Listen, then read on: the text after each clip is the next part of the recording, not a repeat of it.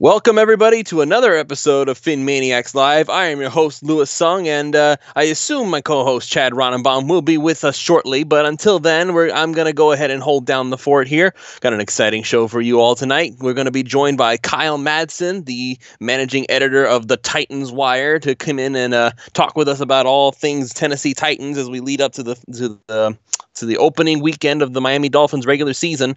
Things are getting real now, folks. There's no more, it doesn't matter. There's no more, it's just preseason. There's no more hiding things for the sake of trying to be sneaky. And no, all that is gone. It's time to get serious. It's time to get real. And now that we're going to do it, we're going to have to go in as fast and as hard as we possibly can.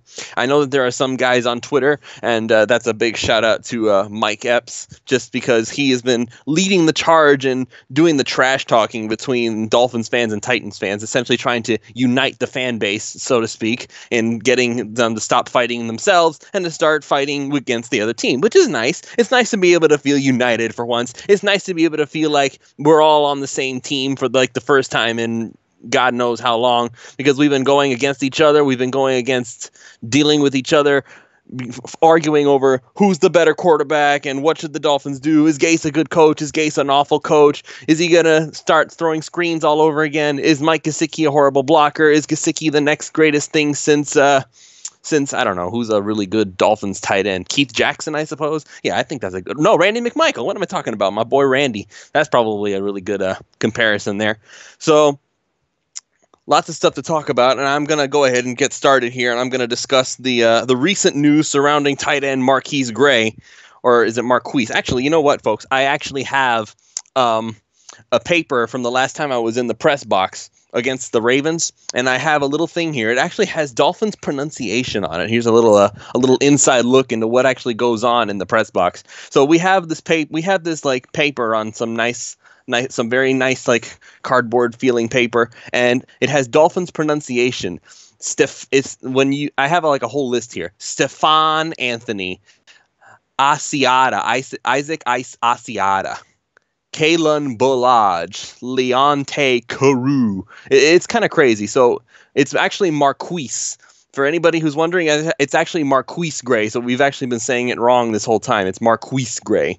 So, but I guess it doesn't really matter since he won't be playing this season, which is a real shame. Now, I recently tweeted out, and I got a lot of responses on this, is that Marquise Gray, the fact that he's gone now, is actually a bigger deal than it seems. And I even said that there are going to be some people out there who are going to be low-key excited about this. Not that they'll admit it, because nobody ever wants to be happy about a player getting hurt. But because of Gray's injury, now it sets things up so that Mike Gesicki, or is it Gesicki? Hang on, let me check my little paper again and see if it has an actual answer here. Nope, it's Gesicki. All right, so it is actually confirmed as Gesicki. Go figure. All right, so Mike Gesicki is now going to be given more starting reps, and probably AJ Derby is going to be getting more shots in there, and now you're going to have Gavin Escobar, who they signed back. And honestly, I feel like that's a waste of a roster spot, because while I can acknowledge Escobar's potential as a weapon, because that's what he was drafted as in the first place, but he's not a blocker. This is the thing about Marquise Gray being hurt, that it kind of messes the whole plan up. Marquise Gray was supposed to be the Swiss Army knife. He was supposed to be the guy that you brought in, and you don't know what he's going to do. Is he going to go out in a route? Is he going to block? You don't know. He might do both. He might start blocking and then suddenly get off the blocker and start running into the flat or something like that. And nobody's going to realize it, because he can do both. He's not great at either, but he's good at both. Now you have a situation where you have a bunch of specialty tight ends. You have Mike Gesicki, who is the weapon. He's not a good blocker, and I don't know if he'll ever become a good blocker. He might be. He seems to be starting to develop into an adequate blocker, which I guess is all you can really ask for in this day and age. Just be decent at it, and if he can do that, then he should be well on his way.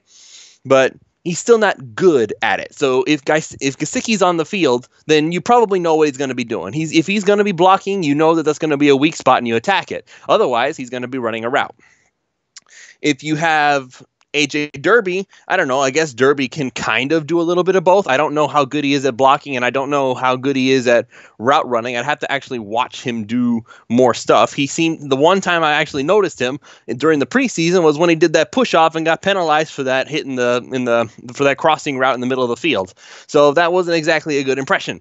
So, and then you have, of course, Durham Smythe, who is the blocker. Guys, Durham Smythe is slow.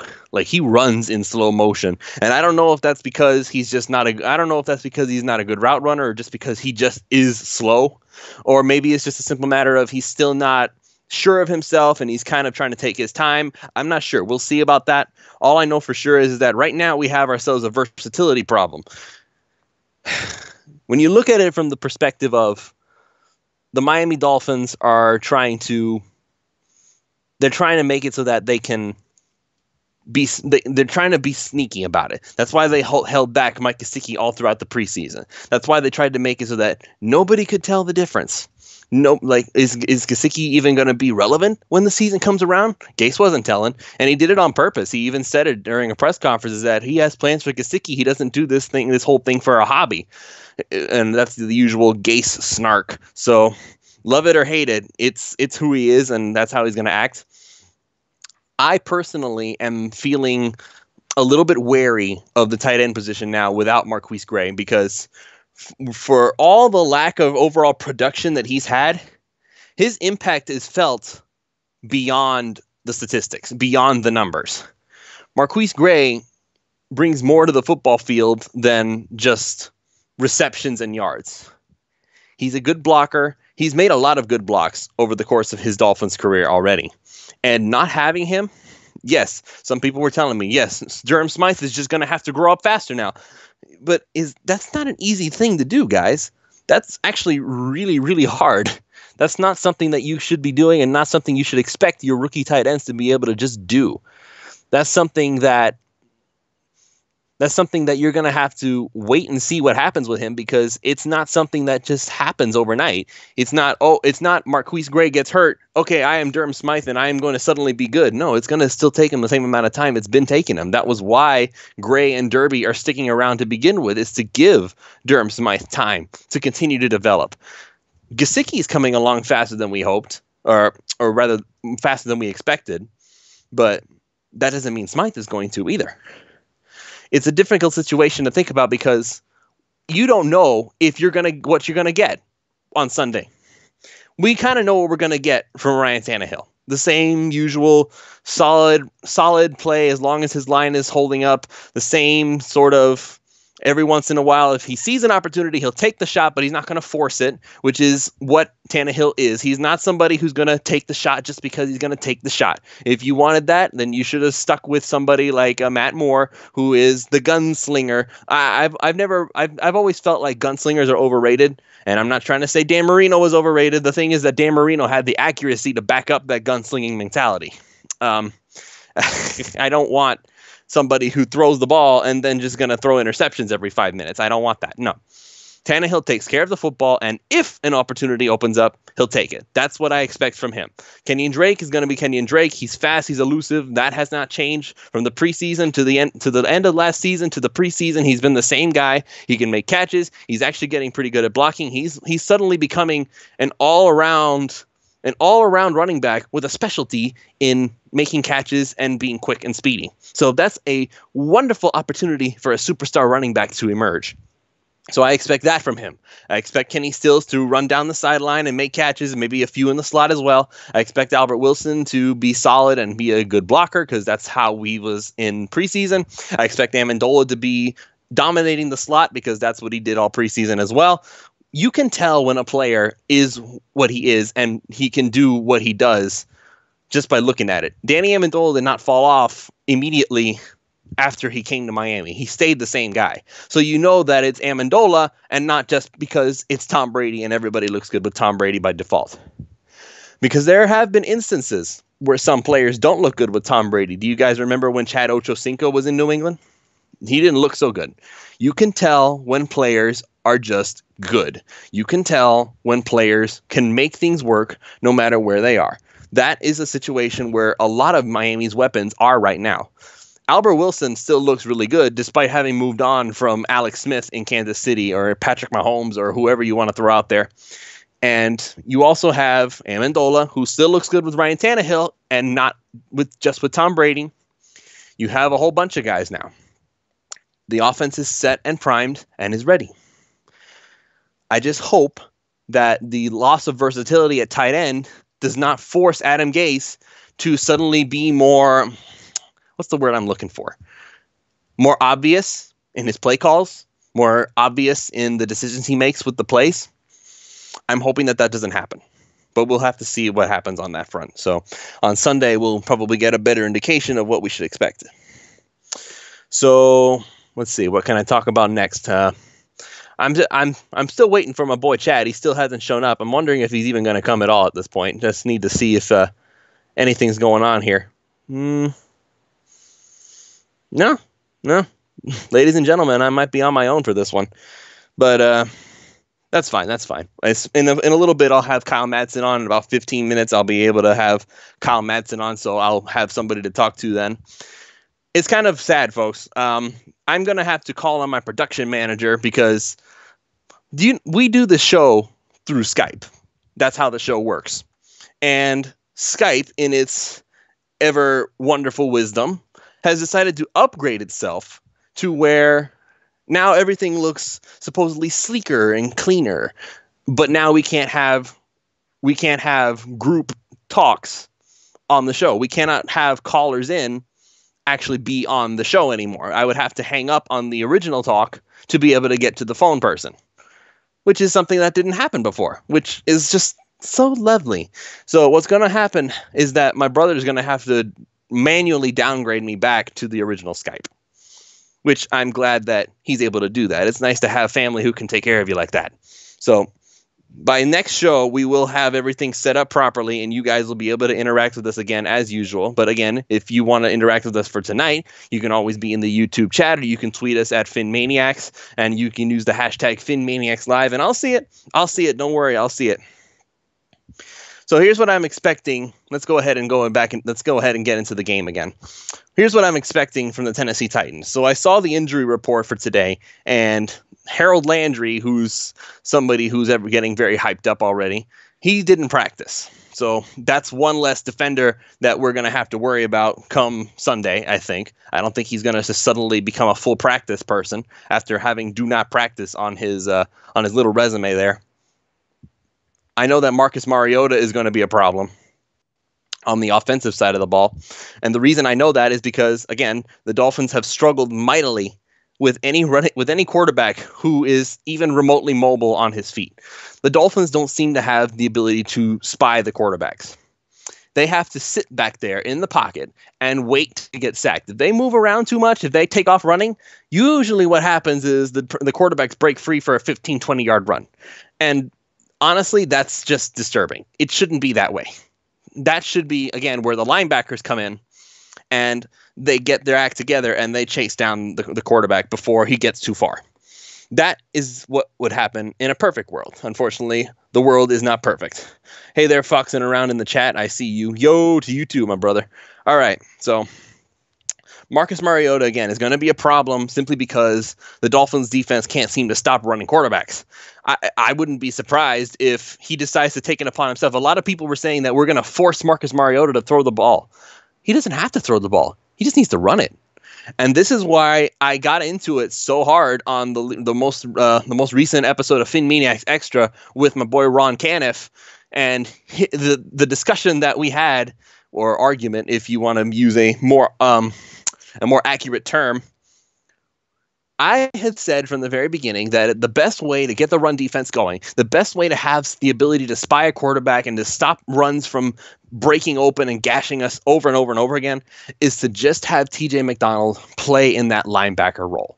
Because for all the talk about him being a safety, for all the talk about people who are telling me that TJ McDonald would easily get blocked right out of a play, well, any play that McDonald gets blocked out of, it's going to be even easier to block out Jerome Baker, because in every aspect of the word, TJ McDonald is bigger than Jerome Baker. And I think we all know this by now.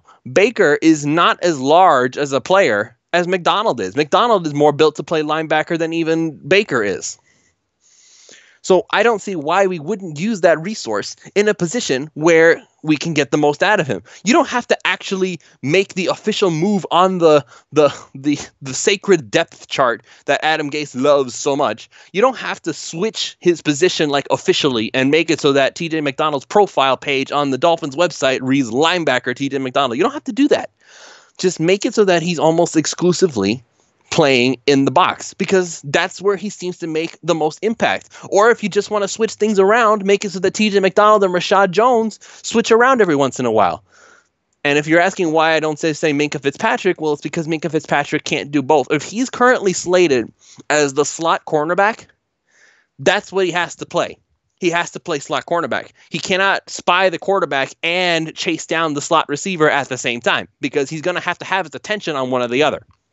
So unless it's a read option and Mariota suddenly just takes off running immediately after snapping the football, then it's going to be Fitzpatrick's responsibility to chase down that slot receiver, because you do not want Kiko Alonso or Raekwon McMillan chasing after people in the open field. It's not going to happen. It's not going to be pretty. This comes down to faith in Matt Burke. And the faith in Matt Burke is tenuous at best as of right this moment. I don't know how innovative he really is. I don't know if he has the creativity. I don't know if he has the presence of mind to realize that the best players on the field are the ones who are usually on the field in the dime package, which is something that the Dolphins seem allergic to over the past couple of seasons.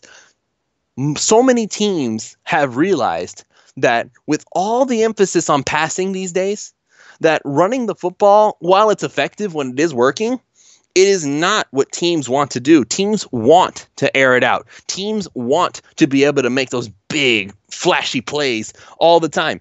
So if you're even remotely halfway decent at stopping the run, a lot of teams are going to probably give it up just so they can start throwing the football all over the place. And that's when the dime package comes in. So who would be in the dime? All right.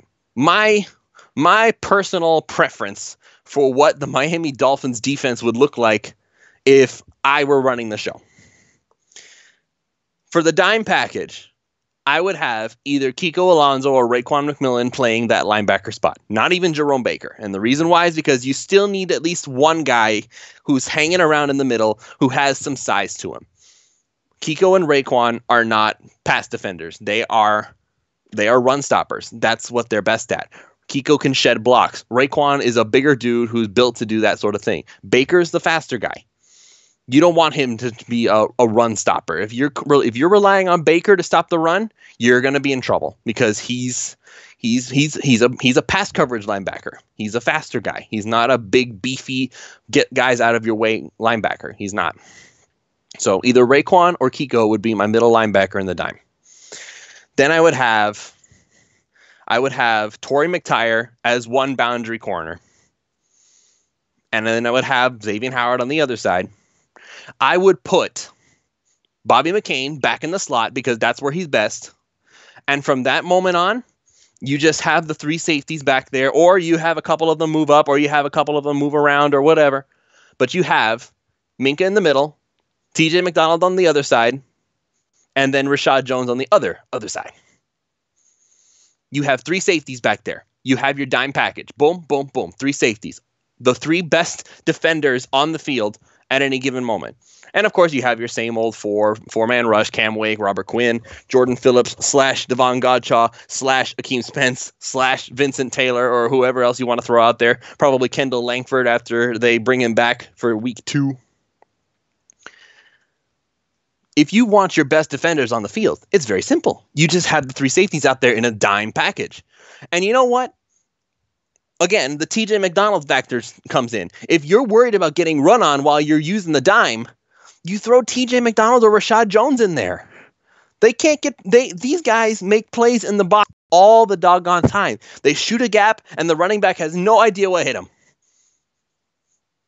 How many times have we watched it happen? Rashad Jones or T.J. McDonald. Just this preseason, T.J. McDonald. He made like 3 plays in the backfield against the Ravens that I watched. And that was all just because he was sitting back there waiting for somebody to try to make a move on him, and he didn't let them. That's why he should be up front. That's why he should be hanging out up there. It doesn't seem like a hard thing to me. It doesn't seem like it should be all that complicated either.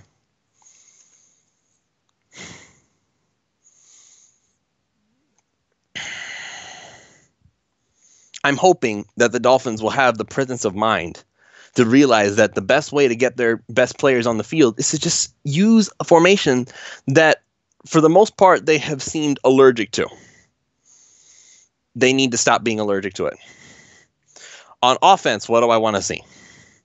I want to see Kenyon Drake get the ball a lot. I want to see Kenyon Drake get a lot of opportunities to get his hands on the ball. He's their best offensive player.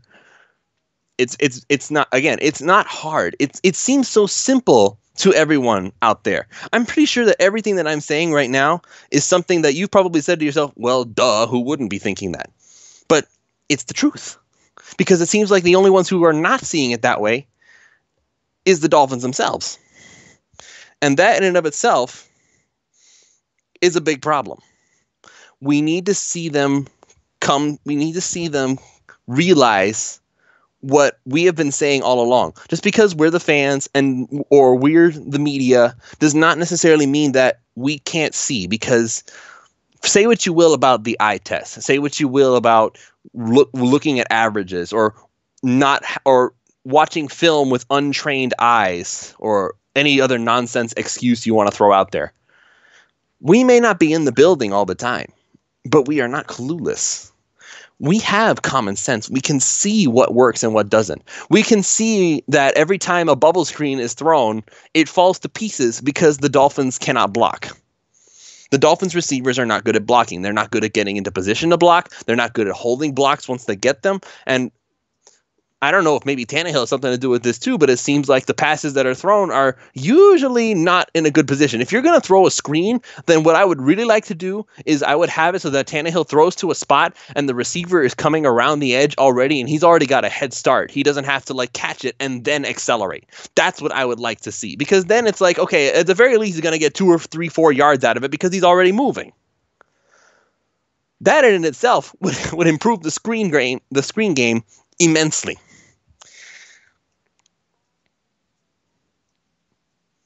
That's what I would do. I would use Jakeem Grant for that. And I would have Albert Wilson be blocking in front of him. And maybe Danny Amendola too. I don't know. Usually in New England, you're required to be good at everything. So maybe he can do that too. But I would have Wilson and Amendola then blocking for Jakeem Grant. If it's a screen pass, I don't know if I necessarily want Wilson to do it, because Wilson is the guy who's probably the best blocker as a wide receiver. So I would want him to block for Jakeem Grant, who, as speedy as he is diminutive, and he's not somebody you want to be acting as a wall. Any defensive end worth their salt or any linebacker is going to push Grant aside, basically like the little chicken hawk, before he actually gets aggressive. It's like, go away, boy, you bother me. You don't want Grant doing the blocking. You want Grant catching the football, because and that is actually where his size comes in handy, because he's hard to tackle. You have to get down on him. It would be so easy to take advantage of the new NFL rule regarding the helmets. It would be so easy, because you have to get down on Jakeem Grant to be able to make that hit on him. Either that, or you're going to have to get down, or you're going to have to reach around and hug this kid down to get him to the ground. And he's too fast for that. If you're not his speed or more, he's going to get by you. So you're either going to have to go low on him, and then you can wind up getting penalized for the helmet rule because, again, he's that small. Or you're going to wind up not being able to catch him. It all seems awesome on paper, but we don't actually get to see it happen. We need to start seeing it happen.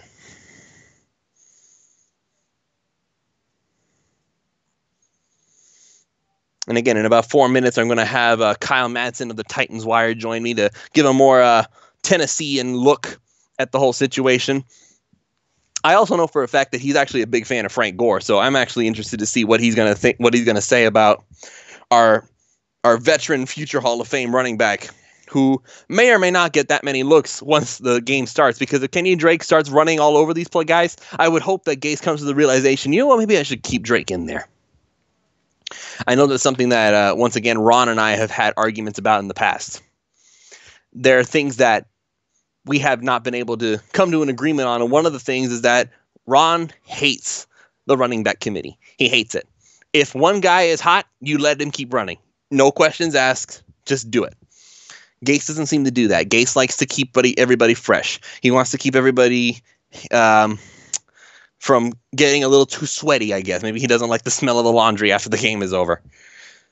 But in that regard, I would have to agree with Ron. In that regard, I would have to say, well, I guess he has a point in that regard. Because if he is already hot, you don't want to take him out of the game. You want to let him keep running. I remember I saw a tweet earlier about the Noshan Moreno game. That was a lot of fun. He ran, what was it? He ran for almost 200 yards on them. That's what it feels like. I'm not sure the exact number. I'd have to look it up. But Noshan just kept running. They couldn't stop him. And he was a big reason why we were able to win that game. So if Kenyon Drake can do kind of the same thing that Noshan Moreno did all the way back then it would be absolutely incredible. It would be beyond awesome to see.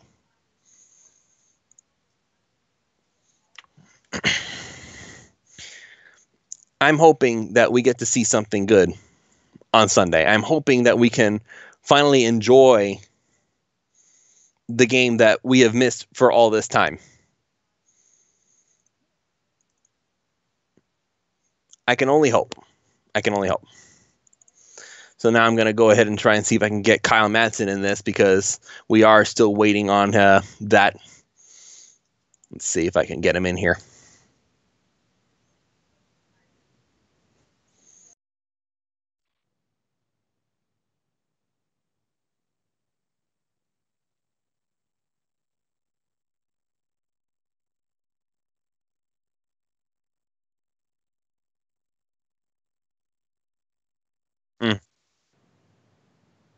All right. Looks like we didn't exactly get it going here. He didn't pick up right this second.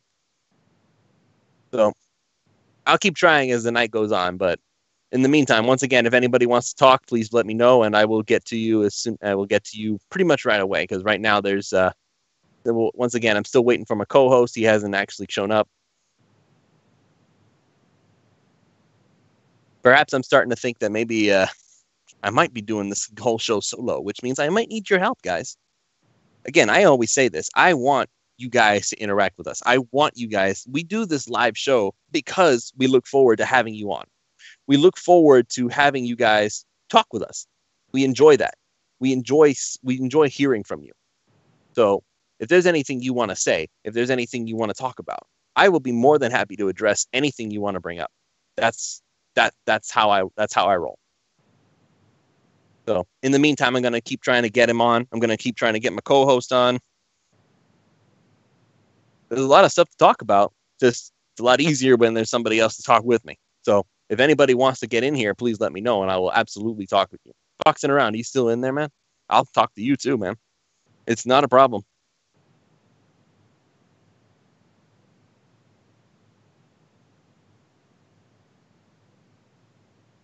Let's see.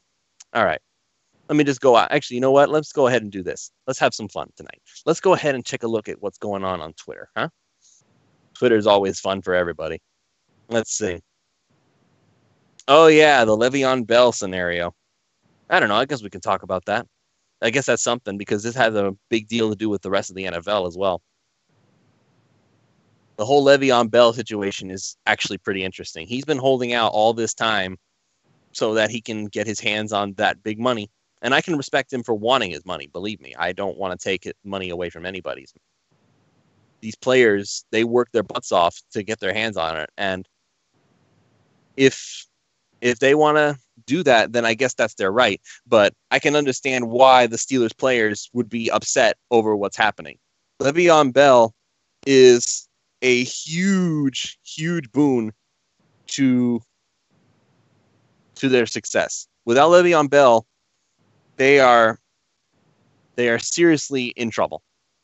Without Le'Veon Bell, they don't have the same power on offense that they used to. With all due respect to Big Ben Roethlisberger, it's pretty clear that he's starting to have a few moments of, is he still the same guy? And he probably isn't. That's probably why they drafted Mason Rudolph to begin with. All right, so I have Kyle Madson now available, so let me go ahead and bring him into the call now, finally. So we're going to start talking Tennessee Titans stuff now, so let me just go ahead and bring him in here.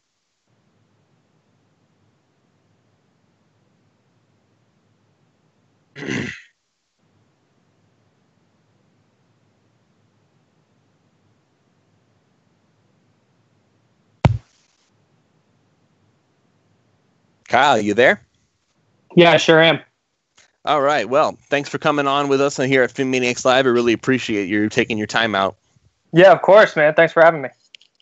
All right. So for right now, it's just you and me. My co-host seems to be a little bit busy. I hope he's okay, because usually he's on time and all that sort of thing. I start to get a little worried when he doesn't call in. Okay. Well, hey, if we need to, we can turn this into a search and rescue. That's fine.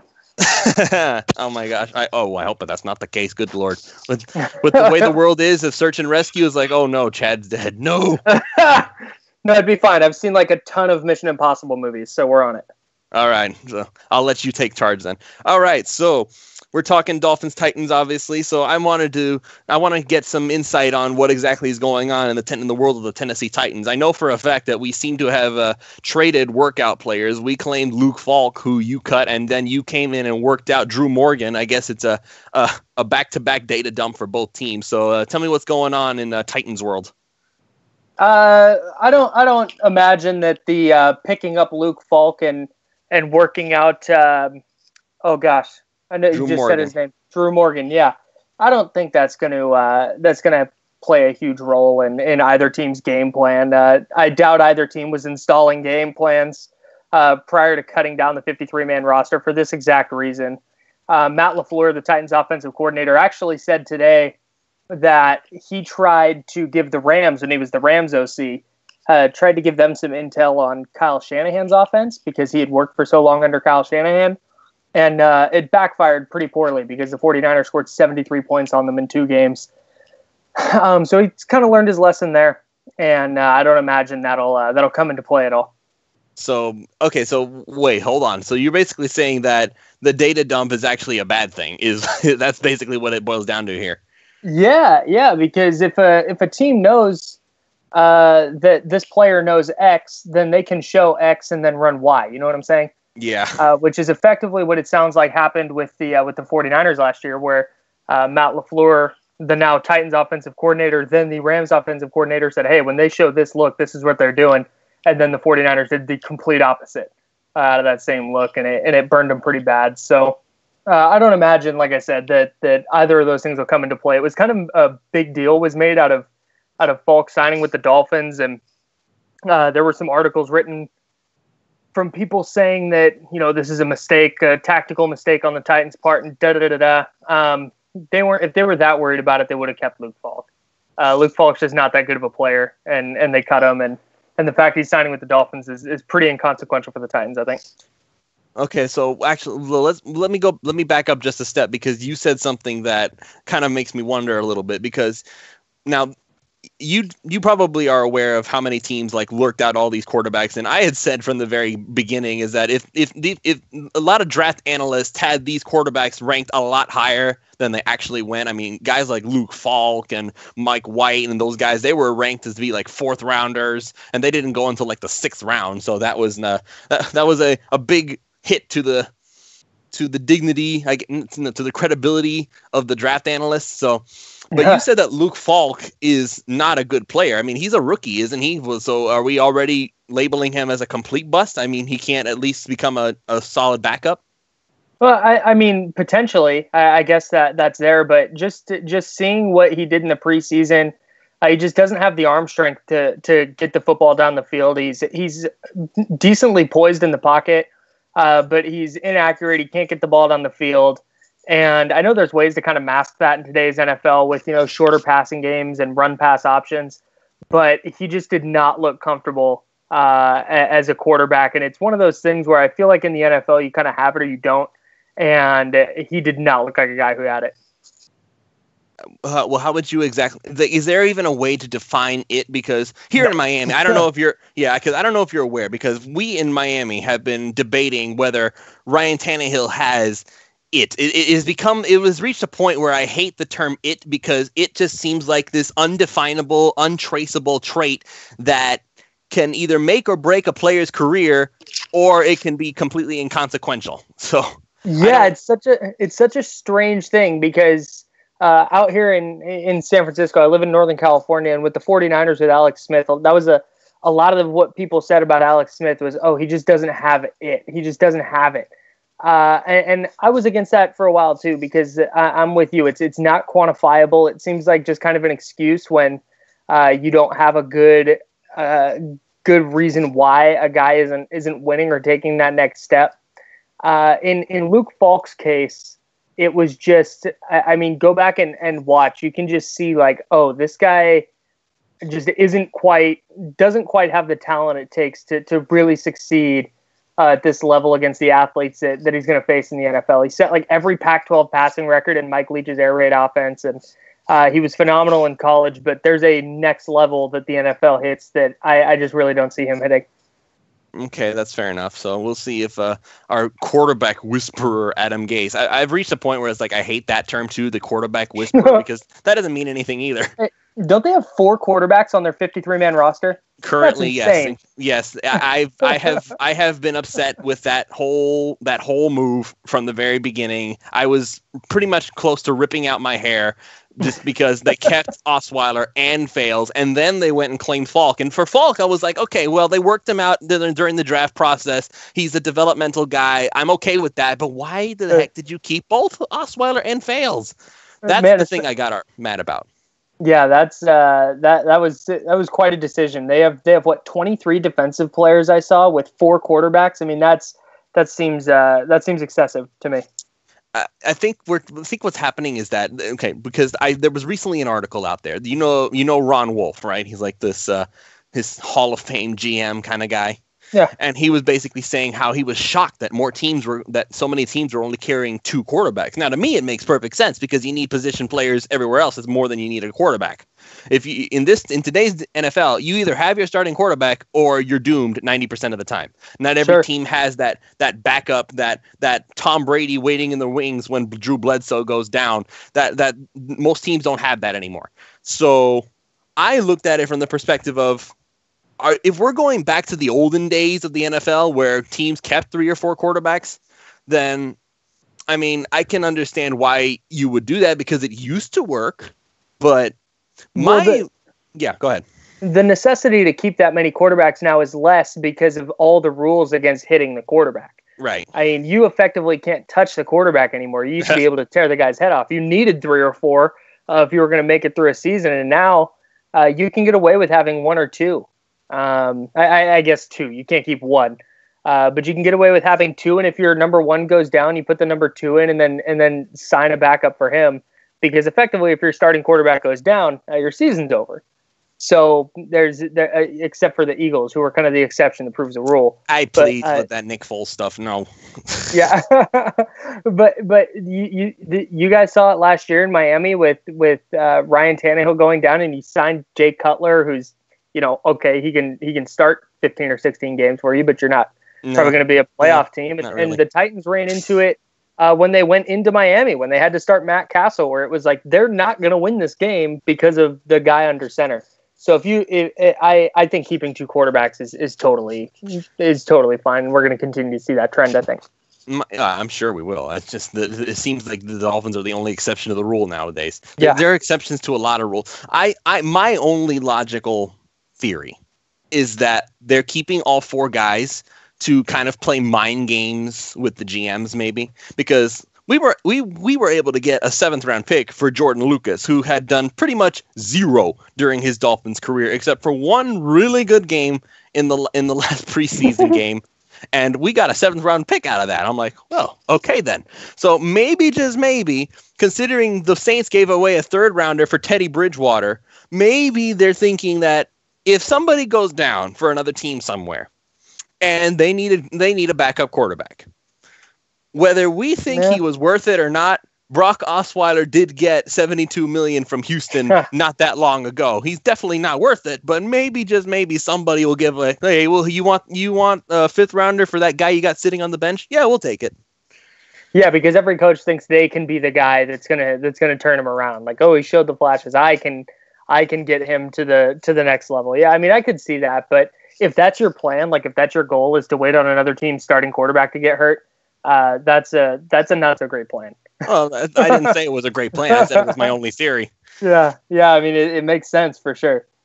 All right. So, actually, since we're talking quarterbacks, let's go ahead and talk about your quarterback, Marcus Mariota. Now, I don't know if you're aware. Before we get into the actual game stuff, I don't know if you're aware of this, but there's been this thing going around. I'm pretty sure you've seen it since it's big into the Titans world. But there was this one tweet going around where somebody compared Marcus Mariota to Dan Marino of all players, and I'm thinking to myself, wait a second, what? Huh? Have you seen that? Have you seen that tweet going around?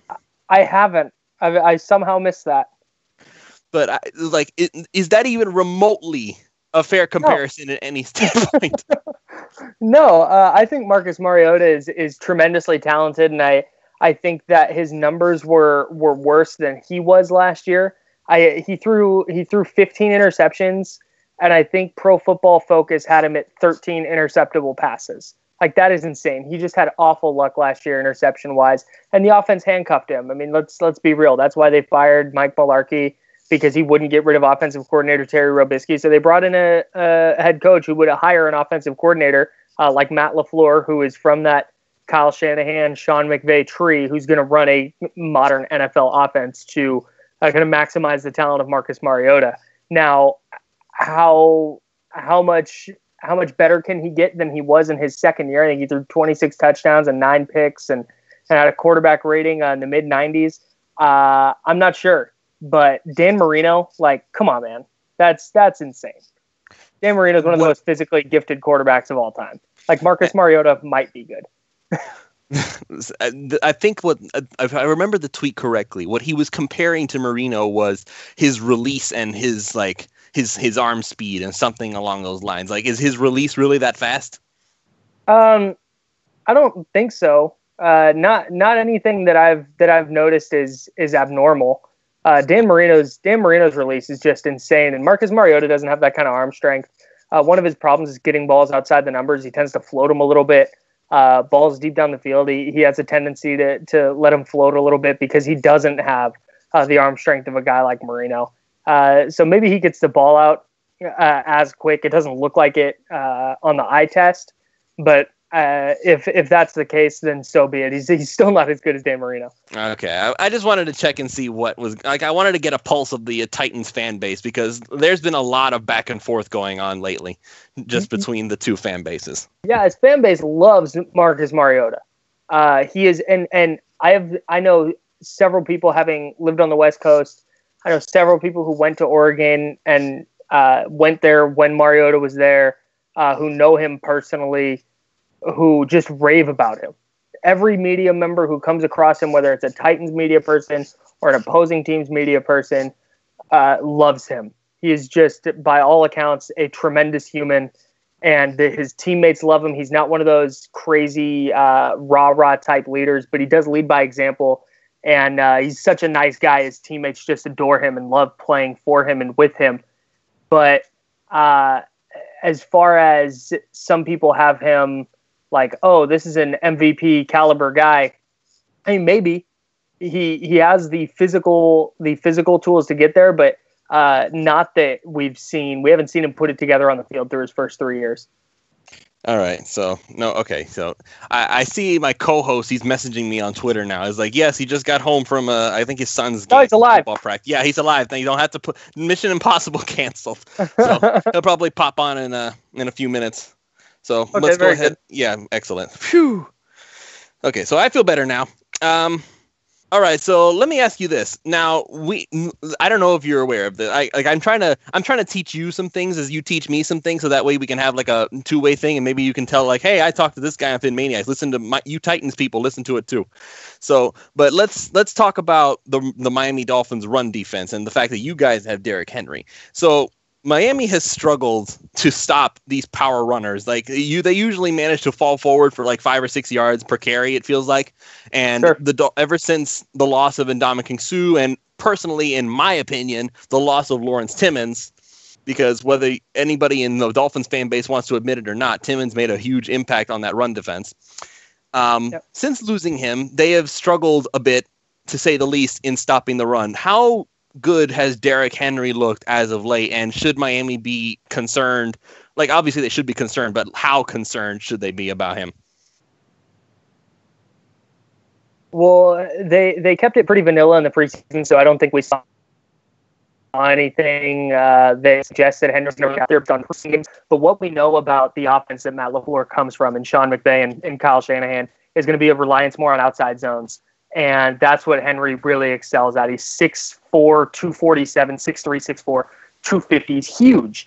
And when he gets on the edge, he's fast. He has good speed. He on one of his runs last year, on his game winner against the Texans, long fourth quarter run, he notched the fastest speed in the NFL that week. So when he gets on the edge and he turns the corner, he's extremely tough to bring down, because you're getting him effectively one-on-one in the open field, and there's not a lot of guys who are going to drop him in that scenario. So I think we're going to see a lot of Derrick Henry on Sunday, because, like you said, the middle of that Dolphins defense, they haven't quite figured it out yet since letting Suh go. So I think we'll see him go outside, and then I think we will see him run some up the middle as well and try and soften up that defense. I would hope that the Dolphins realize that TJ McDonald is a big boon to they're fixing that problem, but yeah. I don't know. That's just me. I don't know if they're smart enough to realize that, but that's another story altogether. Your wide receiver core, though, I don't notice a whole lot of names on there. Obviously, I remember Rashard Matthews because he came from Miami and he was always better than he got a chance to display here in Miami. But other than your tight end, Delaney Walker, I don't really recognize a lot of those names. Can you give us a quick rundown of who's on there that we should be looking at? Yeah, absolutely. So there's Corey Davis, who was the number 5 overall pick last year. Got hurt early in training camp, didn't play any preseason games, came out in his professional debut with no preseason and basically no training camp, and went 6 catches for 69 yards. And his first NFL reception was this crazy twisting toe tap on the sideline with the defender draped all over him catch. And it was like, oh, that's why this guy went number 5, because he's incredible. But then he got hurt again in week 2 and just never really put it all together until he had 2 touchdowns in the divisional round loss to the Patriots in the playoffs. And that was the kind of breakout. Oh, there's Corey Davis. He had a one-handed catch in the end zone with Malcolm Butler draped all over him, and it was incredible. Marcus Mariota threw 4 passes at him this preseason. 2 were badly underthrown on what looked like miscommunications. Another one was thrown high, and another one was intercepted. Not great. So it remains to be seen. He is as physically talented of a receiver as there is in the NFL. He's big, he's fast, he can run a full route tree, he's effective at all 3 levels of the passing game. But we haven't seen him do it in a game yet because he hasn't been healthy, and we haven't seen him in a game in this new offense where they're game planning and trying to find ways to get him the football. That sounds a lot like Devontae Parker. Right, correct. He reminds me a lot of Parker. I like Parker a lot coming out of the draft as well. So Corey Davis is a name to know. Taywan Taylor as well. He's another second-year guy. He came out of Western Kentucky. Really, really underutilized last year, I think, and he had a 42-yard touchdown on a screen pass against the Buccaneers in the preseason where he caught it and took off and showed a different level of speed and short area quickness to get through his blocks that I think the Titans will be able to take advantage of this year. So those are the two guys in the receiving corps to really watch. Tajay Sharp, he's a third-year guy, missed all of last year with a foot injury. He's another guy. He had a decent rookie season. I think he had 40 catches for 500 plus yards, a couple of touchdowns, looked good. But we don't know how he'll come back from that foot injury and what kind of role he'll play yet. But Davis and Taylor are going to be the two guys to watch for sure. All right, then. And my co-host just joined in. Chad, you're alive. Thank God. I am. Sorry. We had a late night been coaching football, so it's that time of year. Right. Well, I'm glad everything's cool, man. And we have already Kyle Madson on with us. So, Kyle, we can call off the Mission Impossible. Okay, good. Because I was right about to call it in, dude. I had Tom Cruise on the horn. Oh. All right. So I've been holding down the fort, and Colin just came on. I didn't say Colin. I said Kyle, but my mouth moves faster than my brain sometimes. But all right, Chad. So is there anything that you're wondering about the Tennessee Titans? I've already talked quarterbacks, and he just ran down the wide receivers for us. So what else are you looking at? I'm just curious on being he's a new player joining the team. If Dion Lewis, what kind of production are you expecting? Is he a player they put on the field a lot, or I know that they what I'm reading anyway is if Henry is their featured back, but I was just wondering if the preseason or what you're hearing, what kind of an impact Dion Lewis has been making with the team. This is $1 million question. They've said that Derrick Henry is going to be the quote unquote lead back. Whether that means that he just starts the game, it remains to be seen. But I imagine they'll go matchups. Dion Lewis is the better receiver. I think Henry's a better receiver than the previous coaching staff gave him credit for. So I think we'll see this coaching staff use him a little more as a receiver. But Dion Lewis, that's where he really excels, and he's an underrated runner. He averaged like 5 yards a carry last year on 180 carries. So I like Lewis as a runner a lot, and I think he's going to get more touches than some people think. As the preseason was going on, I was like, man, this is going to be like a 70-30 split, Henry and Lewis, but I think it's going to be closer to 50-50. How those touches shake out, I think, is going to depend on game flow and kind of depend on defensive personnel and how well they can guard Lewis if he does split out into the slot, or how well they can guard Henry if he splits out into the slot. So sure. I'm thinking it's closer to like a 50-50 split on touches between those guys, maybe 60-40 for Henry. Okay, that makes sense. Next question I have is you guys had a big safety injury and they signed in. Was it Kenny Vaccaro, if I'm pronouncing his name right? Yeah, Kenny Vaccaro. Has your safeties been kind of gelling together, or how's that been looking in the preseason, in your opinion? Yeah, so Jonathan Cyprien, the starting strong safety, went down with a torn ACL, and their safety group was not deep. That was the one spot where they couldn't really afford a huge injury, and they got one. Luckily, it was early enough in the preseason that they were able to go out.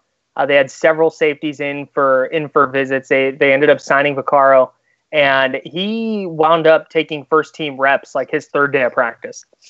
He picked up the defense very quickly. And Cyprien wasn't bad last year, but he's pretty limited. He's pretty limited to kind of an in the box around the line of scrimmage, run stopping safety role. He's just okay in coverage. I think Vaccaro is going to be better in coverage, and he's more versatile. If they want to play him up high and bring Kevin Byard down into the box, they can do that because Byard is terrific there. But Vaccaro can also play that same role that Cyprien played as that in the box safety with maybe some better coverage skills and, like I said, more versatility to get deep in the secondary and play coverage down there. So I actually think that it's going to be kind of a blessing in disguise here. You never want to see a guy get injured, especially somebody like Cyprien, who is very well liked in the locker room. It was a pretty big deal there when he got hurt. They stopped practice and kind of took a minute to gather themselves. So Vaccaro's come in and he's worked in nicely, and I think, frankly, he's going to be a little bit better player for the Titans. That's what I was waiting for you to say. Is like, because it sounds to me like you're saying that your starting strong safety is actually worse than the guy you picked up off the street. Yeah, and that's what was crazy about the safety market this year is like Trey Boston is a really good player, didn't get signed till super late. Eric Reed still hasn't been signed. Kenny Vaccaro didn't get picked up until the Titans had a safety tear in ACL. So there were some really good players available. The Bengals cut George Iloka very late in the preseason. So, yeah, weird safety market this year. And the Titans, frankly, got very lucky in that regard, because if they didn't have somebody like Vaccaro and an experienced veteran and former first-round pick to pick up off the street, they would have been turning to a guy like Kendrick Lewis, who didn't even play in the NFL last year, or a rookie in Dane Cruikshank, who's kind of making a position switch from corner in college to safety in the NFL, which would have been a very difficult transition. So they got lucky in that aspect for sure. Go figure. We'll have to take note of that. Okay, Titans got better at safety after injury. Okay, got it. Yeah, it's kind of how it feels. All right, so let's see. I want to have this a little bit of a two-way, Kyle. Is there any questions about the Dolphins that you'd like to know? Yeah, is Ryan Tannehill good? Yes. Next question. I mean, again, remember that discussion we had about it? Yes. That's the thing that Tannehill is supposedly lacking, depending on who you ask. When you described Marcus Mariota as a human being, I kept thinking to myself in my head, it's like, yep, that's Tannehill. Yep, that's right. Tannehill. Yep, that's Tannehill. But unlike your Titans fans who actually are in love with Mariota and everything that he does, Tannehill is ridiculed for having that very same personality. And I don't know if maybe it's just a change of the culture, because I've been to Tennessee. For all the mocking about, the Tennessee people are just a bunch of hillbillies. No, they're really nice people. They are some of the most hospitable individuals that I have ever met in my whole life. And maybe that's the difference, is that Miami wants somebody who is loud and obnoxious a la Kirk Cousins, as opposed to a nice guy like Tannehill or Mariota. So I don't know, maybe it's a culture thing, but Tannehill is a lot better than people give him credit for. And I got a guy on my team who has compiled literally every number that you could possibly ask for on Ryan Tannehill. And other than third down percentage, which I still feel like is more on the team than it is on strictly him, because it's always like third and long. But other than that, the only thing that Tannehill doesn't have going for him is that win-loss record, which I don't qualify as a quarterback stat that's a anyway. Team stat. Right. Yes, thank you. I was glad you said that, because I've had so many people say that, he's only won 37 to 40 games. No, the Dolphins have won. I think it matters in a sense of, like, when you look at Blaine Gabbert's record, I think he's like 11 and 37 and 48 starts. Like, that to me is a sample size that says, hey, that guy's just not very good. Yeah. That guy is actively losing games, but with somebody like Tannehill, I don't think that counts. Another question I have is, what is their receiving core going to look like? I know Devontae Parker is out, but then there's you've got Danny Amendola over there. You have is Kenny Stills going to play, and what do you guys think about Albert Wilson? All right, so go ahead. You want to answer, Chad? I can answer it. Go for it. You're going to see quite a bit of Danny Amendola. I can tell you right now. They really like him. He's very, very good at pre-snap reading. That's what I've been seeing in camp and in the preseason. So I think you'll get a heavy dose of Danny Amendola in this game, and a lot of quick passes. Albert Wilson, that's kind of a mystery right now, even on the team. They've been pretty closed in the preseason on how they're going to use him, because he's one of those. You can kind of use him as a running back at times in certain formations with a quick, pass out of the backfield. A lot of what they used to do with Jarvis Landry is you essentially design plays, even though it's a pass, you're using it as a running play. That's where you'll see Albert Wilson mixed in. And Kenny Stills will play, and I'm guessing probably 2 to 3 times at least in that game, you'll see Tannehill take a deep shot to Kenny Stills in the game.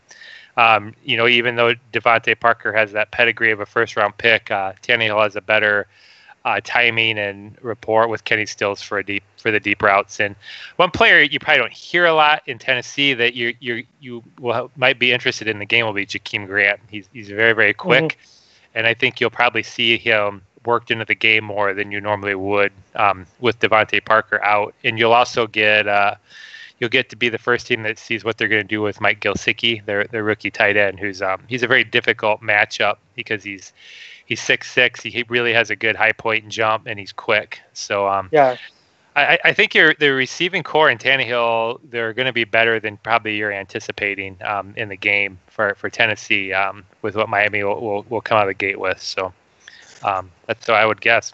Yeah, and if just to add on it, because a lot of people, I'm sure that you've heard numerous times over the course of the offseason about how the Dolphins wide receiver core was going to look awful now that Jarvis Landry was gone. Sure. No. Albert Wilson is Jarvis Landry, except faster and without the snark. If that's the best comparison I can give you. Wow. So nice. Only the people who were attached to his emotions are actually missing Jarvis Landry. That's how it is down here right now. Because if you're looking at it strictly from a talent standpoint and what they've done on the field, currently nobody misses Jarvis unless they're missing the attitude. It'll be the Dolphins this year. They're going to be they're a very fast team. So Jakeem Grant is sub 4.4. Kenny Stills is sub 4.4. Albert Wilson's right around that range, and Kenyon Drake's around a 4.4 as well. So you're going to have a lot of speed on the field. The real question, I think, in the game is Miami has shown so far in the preseason is they make a lot of mistakes and they're not that physical at times. And so they're kind of opposites in that Tennessee is, from what I've seen and what they are traditionally, are a very physical team. And right. So I think the story of the game is going to come down to how well does Miami's interior defensive line hold up to the power run game that Tennessee. I know they'll use Dion Lewis, but I have to think Tennessee wants to come in and just pound the center of our defense with Henry because our D tackles have had up and down preseasons right now with Ndamukong Suh leaving. We really didn't bring in any star power on the interior of our line, and we've kind of got 4 guys that are okay.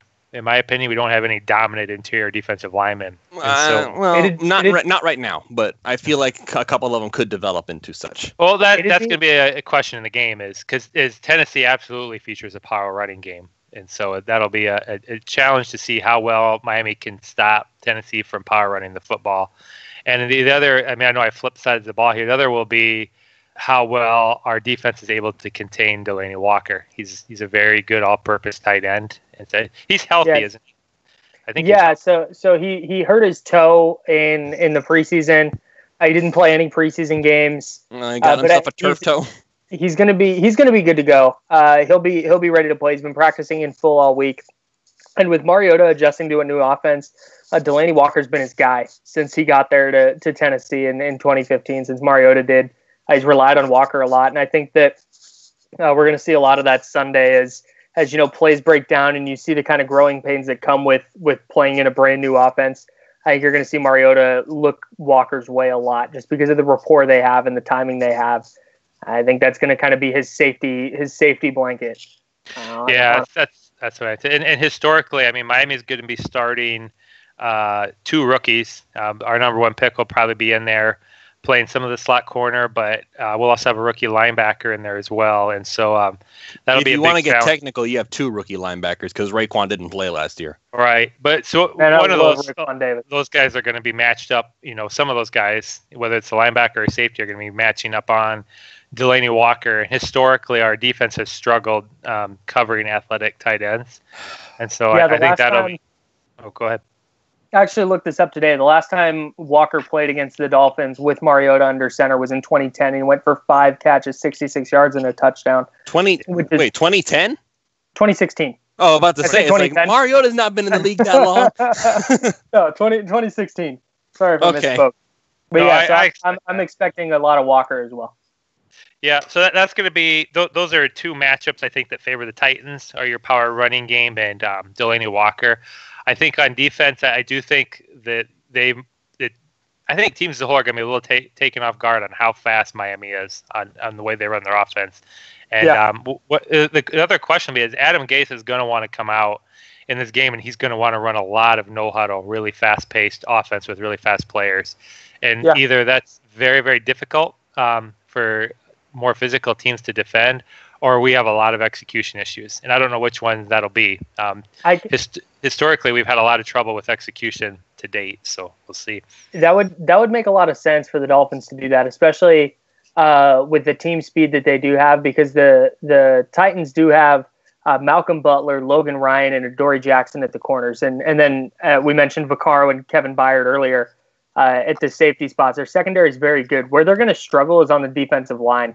They have 5 defensive linemen. One of them's an undrafted rookie who was kind of a bubble guy to begin with. Jarrell Casey's a monster. Daquan Jones, they re-signed this year after he had a good year last year. But then after that, their depth is not great. And like I said, they only have 5 guys on that line. They're going to run a 3-4. They'll diversify their fronts a little bit. But isn't Harold Landry a pass rusher? Yeah, I was about to say. Yeah, Harold Landry's hurt. He didn't practice today. He hurt his right ankle, which is the ankle that gave him problems his final year at BC, which is the reason he dropped to the second round. He hurt that ankle in the 3rd preseason game. He's not practicing. He's also not wearing a boot, but he didn't practice today after being limited yesterday, which isn't super promising. Derek Morgan practiced in full today, which was a surprise because he had off-season knee surgery after the 2nd preseason game. But it looks like he's going to be a go. But the Titans are going to struggle a little bit, I think, to get after the quarterback. And if the Dolphins do go heavy no huddle and force them to kind of keep some guys in that, like Will Compton, for example, is I think slated as a starting inside linebacker because Rashaan Evans, their rookie 1st-round pick, is nursing a hamstring injury. It doesn't look like he'll go. He might, but he's been limited all week and didn't play at all in the preseason. They might be starting a guy like Will Compton at inside linebacker who can't cover anyone, much less a super athletic tight end like Jasicki or one of those slot receivers if he gets matched up with him. So I could foresee that being a problem for sure. A middle linebacker who can't cover. Can I go in general for just a moment? It seems like the NFL is having a severe linebacker shortage nowadays. Oh, I don't know. It's so different now. The league's different because it's a throwing league, and so linebackers that can cover. It's not hard to find guys that can cover, but then they're not very good, to fill holes and tackle, and vice versa. If you get those guys that can defend the run, can they handle the NFL? The tight ends the NFL features now are so athletic compared to what they used to be. Tight ends used to be glorified blockers, and now they're glorified receivers essentially, and so it is. And so I think a lot of people look at their own team exclusively, but when you go around the league, every team has trouble with matchups when their linebackers get matched up in pass coverage on tight ends and running backs. It's a hard matchup, and so that's what. Oh, go ahead. That's why guys like Roquan Smith are so valuable in the draft because they can play the run, like you said, and also play the pass because they're so athletic. But guys like that, they haven't quite started churning them out at the rate that they need to yet. No, and you'll see the game start to. I do think you'll see linebackers just get a little bit faster and maybe a little bit lighter. You're going to see more 225 to 230 pound linebackers, and I always chuckle when people say, "Oh, Roquan Smith's not that big," and I'm just like that. That's the new linebacker. Linebackers are about 230 and they can run. That you have to have linebackers, otherwise the Tom Brady's of the world just pick you apart. You basically are going to have just a bunch of in-the-box safeties running around, effectively. Yeah, that is kind of the new NFL. But, I agree with that. I think that'll be as the game progresses, if the game stays tight, if it's a 3-point game or even a 7-point game and we start to travel into the 4th quarter, I think it'll lean a little more towards the Titans' favor with their ability to run the football. It's hot in Miami. I know Tennessee's used to hot weather too, so the teams that can power run the football start to have the game tend to sway to their favor when it's a really hot game if the teams are wearing down. I think if Miami gets up, get 10 points or more, the Titans are going to be in trouble because one thing Miami is very, very good at is rushing the passer. They've got Cameron Wake and Robert Quinn right now, and they both are very, very good edge rushers, and they're very deep. And so Tennessee, with where they're at, with their receivers and the type of offense they run, they don't want to be having to go 4 wide and having the DNs know that Mariota's going to have to drop back and pass. I mean, that's tough anyway in the NFL, but that would be a matchup that would strongly favor the Dolphins if Tennessee has to really go 4 wide and start throwing the football a lot. I think Tennessee really wants to pound the football with Henry and work play actions with Delaney Walker, and they're really good at that. So I think if Miami does get out to a lead, it'll favor them more, and if the game stays close, it's going to favor Tennessee more as the game carries on. How are your bookends, Kyle? That's a great question. You got Taylor Lewan, at the left tackle spot. He's one of probably the 3 best left tackles in the league, and they just paid him like it made him the highest paid offensive lineman ever. The right tackle spot is still up in the air. Jack Conklin was an All-Pro in his rookie season in 2016. Last year took a little bit of a step back, but he was still very good. Wasn't an All-Pro or anything, though. He tore his ACL against the Patriots in the divisional round of the playoffs. He was on the PUP list for all of the preseason. He's off the PUP list now, but he's been limited in practice. I doubt he'll play the first couple of weeks because those ACLs. He's running sprints and he's pushing sleds and stuff, but you got to be able to move laterally, especially as a tackle. And I'm not sure he's ready to do that yet. So I think we'll see Dennis Kelly at right tackle. He did okay in the preseason, held his own, but he's not at the level that Jack Conklin's at. So I could see that being an issue for sure. Yeah, I think that summarizes it pretty well. Is there any players that you're looking at to be surprising this year? If a breakout player, if you will. No, I'm in on the Titans. Chad, he wants to talk about Frank Gore. I love Frank Gore, dude. Okay, for the Titans, we can save Frank Gore for later. On the Titans, Taywan Taylor is a guy I'm really looking at. I'm not sure how much of the offense he'll be involved in, but there's going to be a role for him for sure. Whether he's lining up outside or lining up in the slot, he didn't do much slot work in the preseason, but I think they're going to be able to do a lot of different kind of gadget plays with him, where he might go take a deep shot on play action, and then a couple plays later come back with a screen or a jet sweep or something, just different things to keep the defense off balance. And I think he's going to get more touches than he did last year for sure. I think he had 16 receptions all of last season. I think he'll probably triple that this year. Corey Davis is another guy who I really think if he and Mariota can get on the same page, he is, like I said earlier, as physically talented of a receiver as there is in the league. And I could see him going over 1,000 yards pretty easily.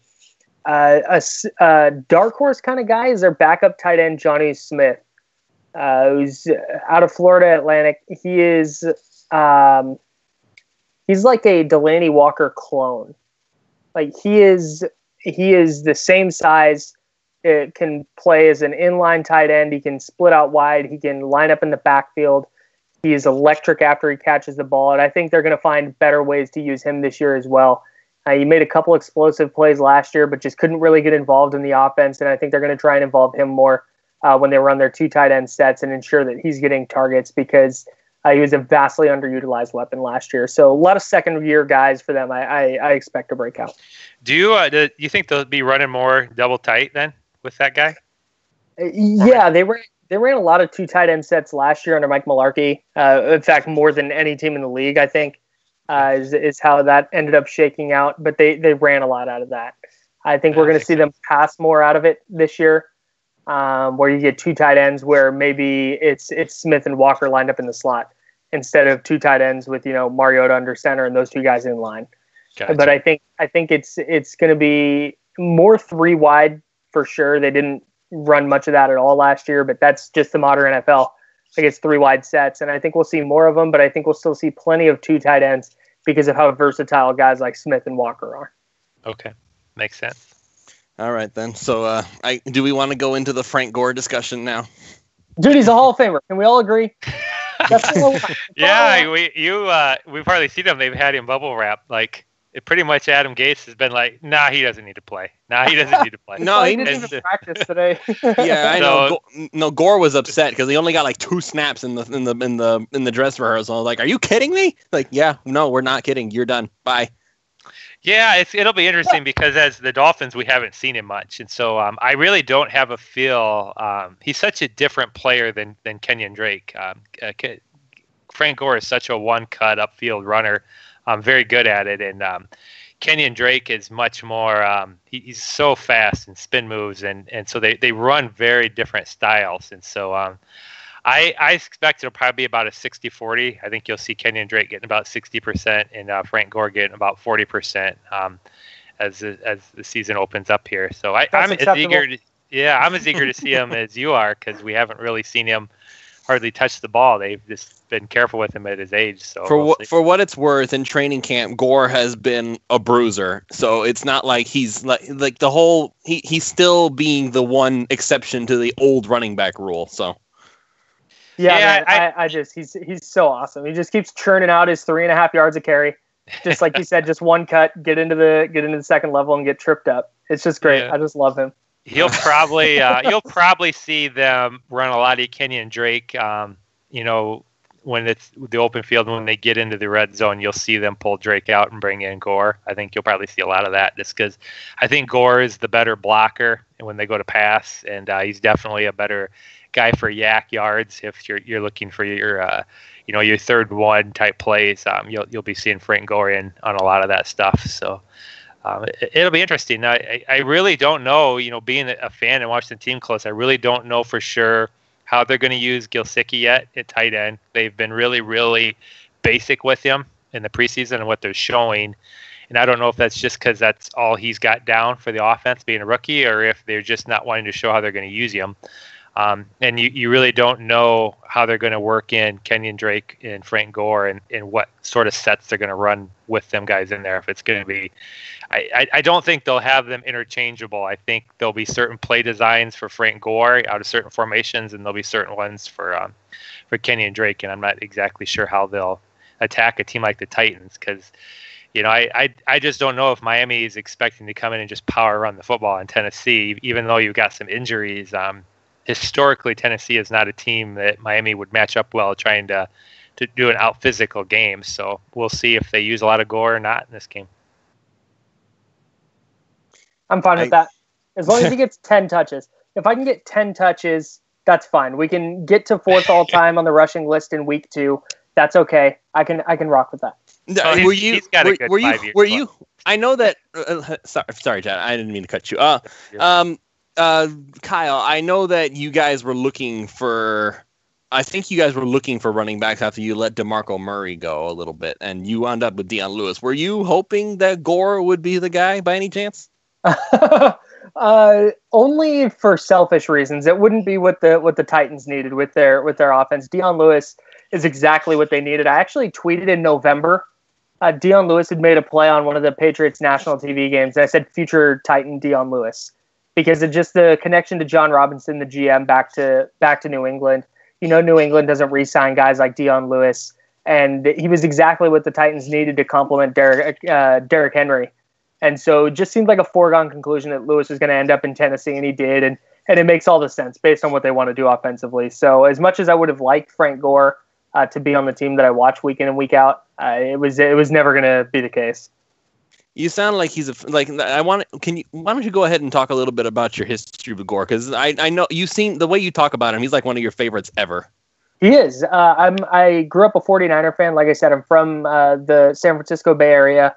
And my mom's a 49er season ticket holder, so I grew up loving the 49ers. And Frank Gore was just there through all the terrible years, through the mid 2000s, and then was really underappreciated, I think, because of how bad those teams were. And he was really the only thing on the offensive side of the ball worth watching, and the only one really carrying anything on that side of the football. Vernon Davis came along, and he was fine, but he had his ups and downs. And defensively, Patrick Willis is there, and he's obviously great and one of my favorites as well. But Frank Gore was just the man, dude. He was just year in and year out, just not ever physically super gifted, not flashy, but just pick and chose his spots very well, and low center of gravity, good pad level, and was just really fun to watch run without having breakaway speed or elite elusiveness or quickness or anything. He blew out both his knees in college and has still gone on as a 3rd-round pick to have the NFL career that he's had. He's going to wind up the 4th all-time leading rusher, and he's just the coolest dude. His final game in San Francisco, he voluntarily walked into the media room because they have a little annex where people can write after the game. It's like under the stadium. He brought a bunch of pizzas for the media people because he knew he was probably out of San Francisco. And that's just a really cool thing that he did. And I've never heard a bad word. I have a ton of friends who cover the team who all have glowing reviews of him as a person.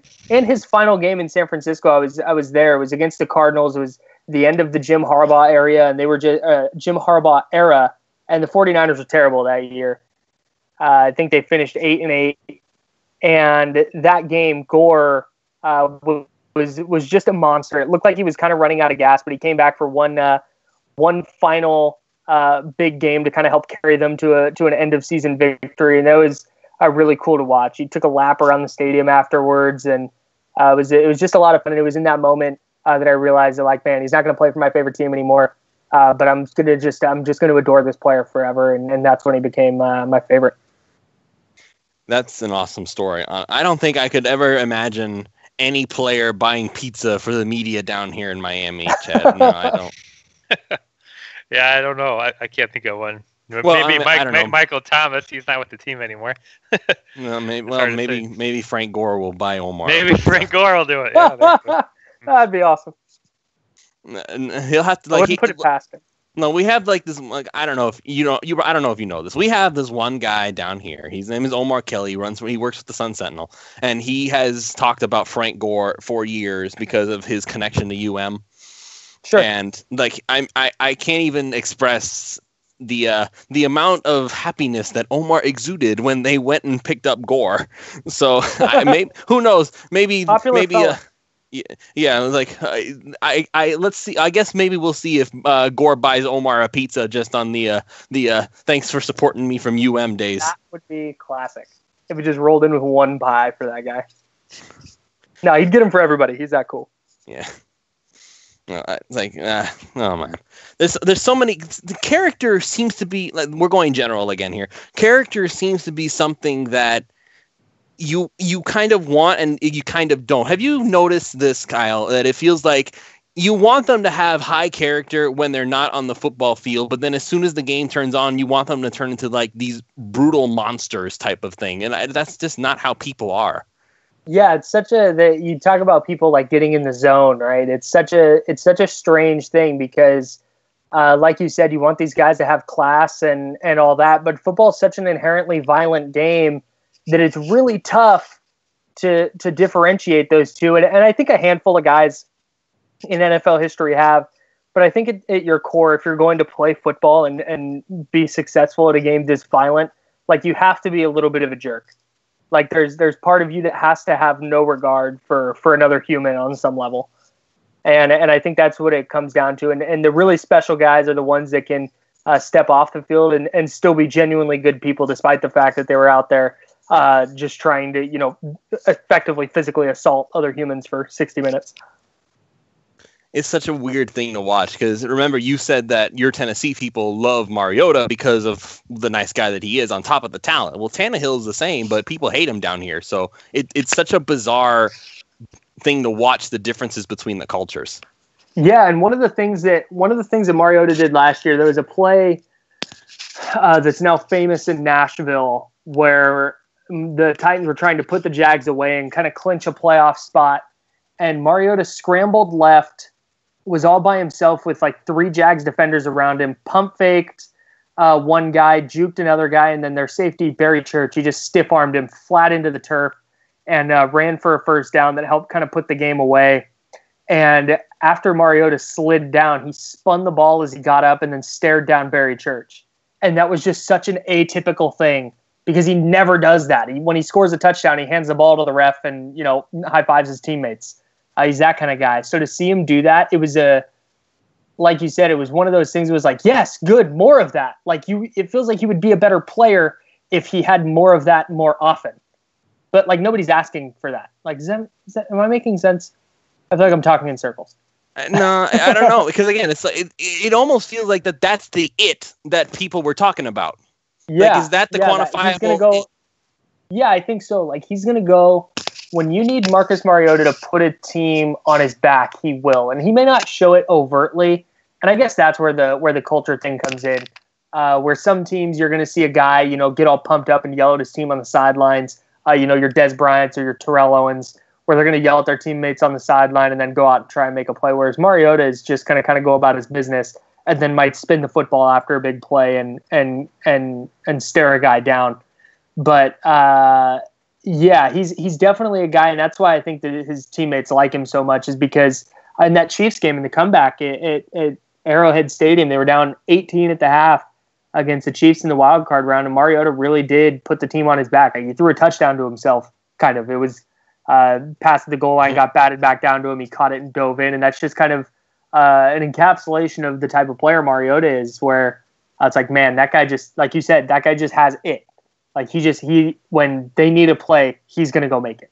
Did he get credited with a reception, I have to ask?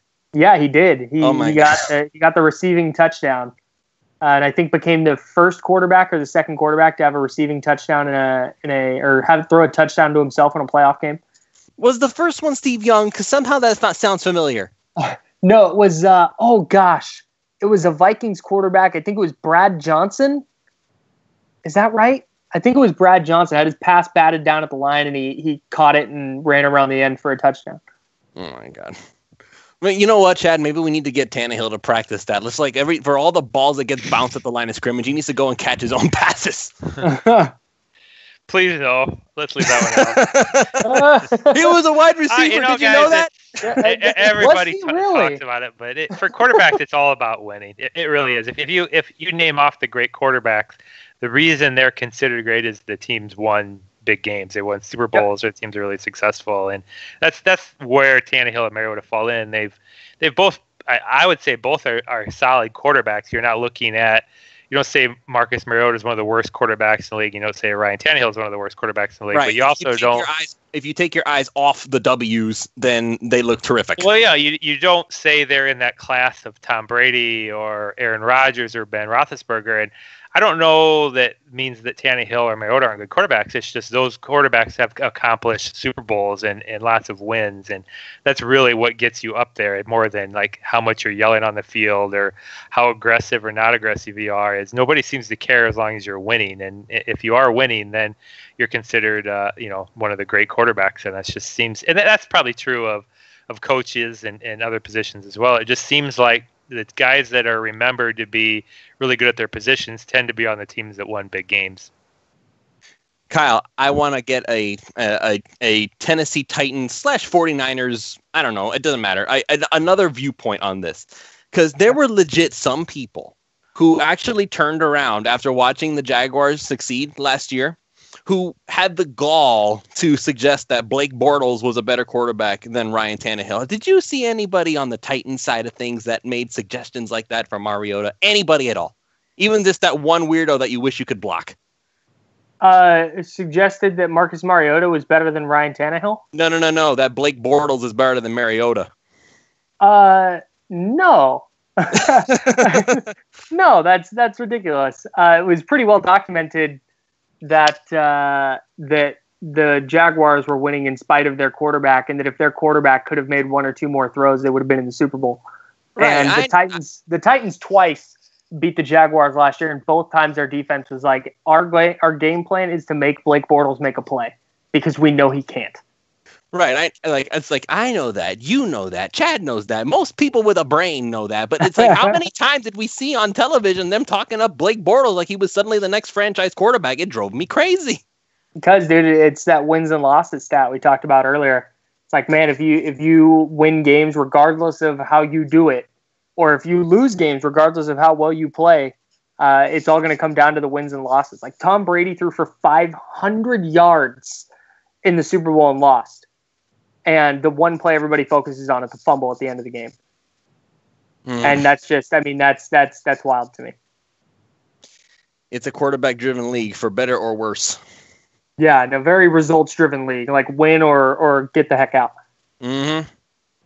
All right, so we're coming up to 9:30. That's pretty much when we close up. So why don't we go ahead and start doing our predictions? Like, are you a Titans fan by any chance, Kyle? I know you said 49ers, but are you like a fan of the Titans too? No, I got offered a position to be the managing editor of this website, and so I took it. All right, so we can trust you to be objective about it, unlike us who are Dolphins fans and are going to say that they win anyway. Yeah. All right, so actually, you know what, Chad? I'm going to let you go first, so you go ahead and make your prediction. Chad? Tom Cruise on the phone. Yeah, I know. I was like, Tom Cruise, where are you? We need to go on a search and rescue. No, I see. Maybe he's like cranking some numbers to get his. Oh no, Chad got dropped. Okay, hold on a second. Hang on, buddy. I'll get you back. Just let me get you back in here. Dios mío. There's always a snafu. No matter what you're doing, there's always going to be something that'll bump you off just to make you upset. Hey man, for what it's worth, I do morning radio at a radio station out here in Northern California, and we have technical issues all the time. So I relate. I relate hardcore. Dropped on that one. Hello, Chad. Hello. Sorry about that. No problem. You want my prediction, right? Yes, that's. You heard that? I did, and then it dropped on me. So I'm like, well, maybe it doesn't want me to give my prediction.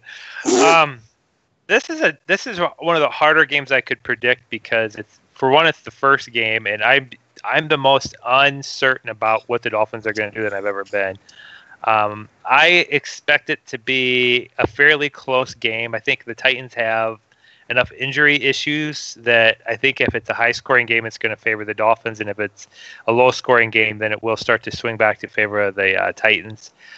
I'm just going to go with home field for the Dolphins and go Miami 17, Titans 14. So that's where I'm at. All right, Kyle, you're next. I can absolutely see that being the case. If the Titans come out and they don't have their offense figured out, I could see them putting up like 14 points and the Dolphins having too much speed for the Titans defense and maybe being a little bit one-dimensional, but ultimately breaking enough plays that they put up 17 or 21 or 24 points to win it.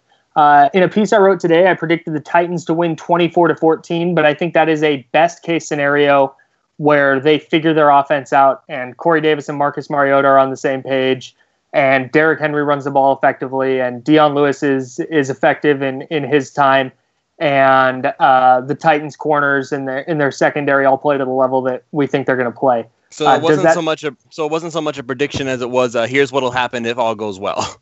Yeah, basically. And I'm with you guys. Like you guys said with the Dolphins, you're just not quite sure what you're going to see from them. There's been so much change on this Titans squad that we're not really sure what we're going to see from them either. So I do think the Titans win because I think at the end of the day, I think they do have a little bit more talent. I like them to squeak one out, 21-17. Okay. I'm okay. So I'm the last one, and obviously I'm going to pick the Dolphins to win. But sure. Here's the thing that I have to look at. We always have to have this disclaimer when we do the predictions, right? We all do. I think everybody does, just in case they're wrong, so we can backpedal and say, no, well, I always thought that. Yeah, we know how the game works. Really, all it boils down to me is if your defense can't get any penetration, and that's the way you basically said that their defensive line is especially without Harold Landry, who's having that ankle problem now. Without him, there's like a serious pass rush problem overall. Yeah. So as long as they can protect Tannehill, I have said this from the very beginning for the past 3 years now. As long as they can protect Tannehill, things will go right because. I'm sure you know this. You've probably seen this stat a bazillion or so times now. Tannehill's the most sacked quarterback since his rookie season in 2012. He's been hammered, he's been bruised, he's been battered, and regardless of what anybody says about his injury history, so to speak, he's fine. We've already seen him do pretty much everything he's needed to do. He's fine. He's no more at risk than any other player who's gotten his ACL. Carson Palmer tore his ACL twice and he came back both times. Yeah. So I mean, simply put, the ACL is not is not the big deal we all thought it was. The only reason that he wound up getting hurt again in 2017 was because he opted not to get surgery. I am actually a proponent of natural medicine myself, and if Tannehill were anybody but an athlete, then he probably would have been able to get away with it. But with the grueling schedule that athletes have, his knee didn't get sufficient time to heal. So that's what happened to him that year. So now he got the surgery. Everything's hunky-dory. He had plenty of time. Tannehill's back. And as long as the offensive line can protect Tannehill, then I think that the offense will be able to carry it from there. Just as long as they don't screw themselves up. Don't get a stupid holding call on 1st and 5 and make it on 2nd and 5 and make it 2nd and 15. That's all I'm asking. Because then it turns out to be 3rd and 10, and then the third down percentage comes in. It's like, that's not how the offense runs. So yeah, no quarterback's going to be successful when you're constantly in 3rd and 9, 3rd and 10. That's not good football. And that's the biggest reason why the third down percentage is so bad. That's why people want the gunslinger, the guy who takes the shot even if it's a really bad idea, because that's the only way to get those 3rds and 10s. Right. So I'm going to predict that the Dolphins win this game, but it's going to be close. I'm going to say more high scoring, 24-21. That's my prediction.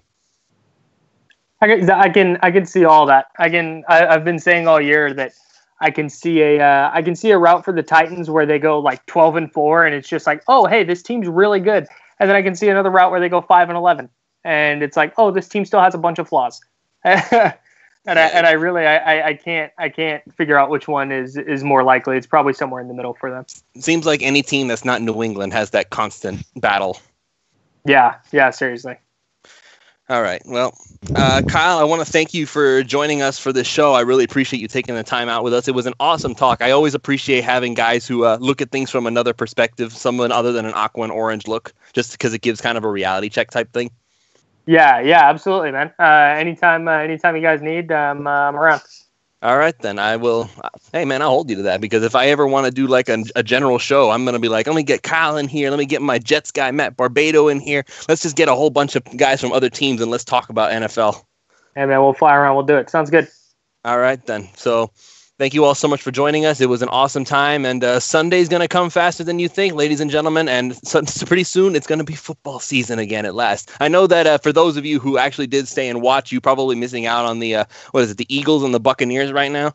So Eagles and Falcons. Yep. Oh, it's the Falcons? Oh, okay. I thought it was the Bucs for some reason. I'm not sure why, but it's like that. Like, I can't. Speaking of the Bucs, did you see that one report about Jameis Winston not getting promised the job again once he comes back from his suspension? That's hilarious. Unbelievable. Yeah, they're a mess. They're a total disaster. Oh my God! Have you seen Draw Play Dave's comics? Have you seen him on Twitter, Kyle? I have. I'm familiar. I haven't seen anything lately. Have you seen the one he did with Ryan Fitzpatrick and the cycle of Ryan Fitzpatrick? He goes on a team and he goes on a team and becomes a backup. Then the starting quarterback gets hurt or suspended. Then Fitzpatrick comes in and does really awesome. He gets a big payday to be the starter for another team. He sucks. He gets cut. He becomes a backup. The cycle begins again. That's accurate. It's so true. I don't think he's gonna mind when he was retired. I think he'll be doing just fine. No, he's gonna be happy. He's like, hey, I made a killing being a sucky backup and then a really good starter out of nowhere. That's the life. Isn't it? Just like let me make my money by being really good, and then I'll sit back and be bad for a couple of years, and after the money runs out, I'll be really good again. I can take my time. What a life! That's all right. The move. Can't blame him. All right. Well, again, thank you all so much for joining us, and we'll see you all next week for another episode of PhinManiacs Live. And as usual, we'll be doing the live tweeting of play-by-play, and every time you guys need us, we're there. So once again, thank you all. For myself, Chad Ronnebaum, and Kyle Madson of the TitansWire, thank you all so much, and we'll see you next time.